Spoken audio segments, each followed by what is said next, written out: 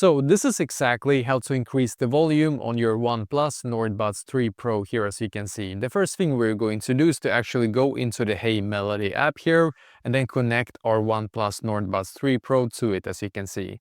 Now when it's connected, you can just click on earbud controls here and then select the left one here to start off with.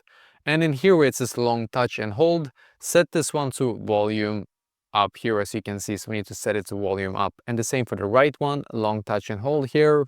Set this one to volume up as well.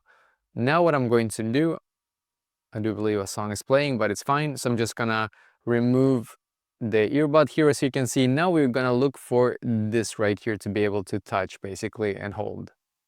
So you can see now when I'm holding this one, the volume is now going up here slowly. And you can do the exact same thing as well with the right one if you want to. But basically that is exactly how to actually increase the volume the easiest way on your OnePlus Nord Buds 3 Pro.